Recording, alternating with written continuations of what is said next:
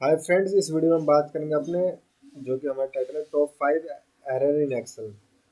तो आइए हम एक एक करके जानते हैं। जैसे कि यहाँ ये हमारे पास एक डाटा है जहाँ पे नेम और नेम का उनके सब्जेक्ट्स के नाम है, जिन जिन स्टूडेंट ने सब्जेक्ट में मार्क्स प्राप्त किए। नेम इंग्लिश का है, फिर हमारे बाद इसके बाद संस्कृत का टोटल मार्क्स है।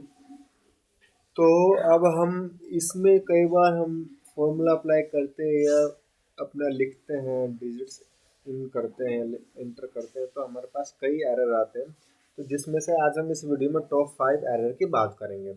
तो पहला हमारे पास ये, जैसे मैं यहाँ टोटल आया 102, यहाँ आप फॉर्मूला देख रहे हो B6 + C6 + D6 यानी इक्वल टू इन सब का करके 102 आ गया।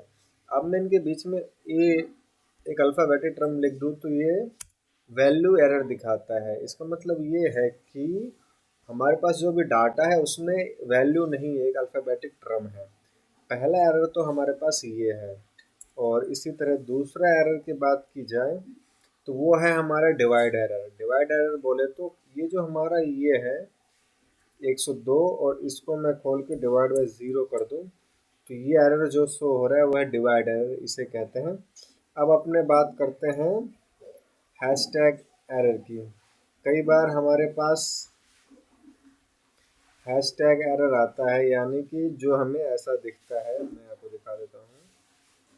और ऐसा, ये जो हैश है ये हैश है। तो इसको सिंपली कुछ नहीं करना है, हमें इसको थोड़ा सा अपना कॉलम बड़ा कर देना है।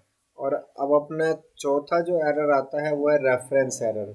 रेफरेंस एरर की, जैसे कि ये जो मेरा 102 बना है 78 + 12 + 12, अगर मैं इसमें से कोई भी एक कॉलम डिलीट कर दूं तो ऑटोमेटिक वो इन सब का रेफरेंस एरर शो हो रहा है कि जिसके अकॉर्डिंग 102 आया था उसके रेफरेंस में वो कॉलम या रो हमारे पास है नहीं।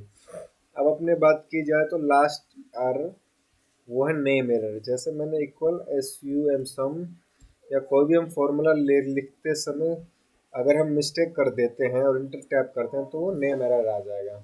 तो ये है हमारे top 5 error in Excel. Thanks for watching, like and subscribe.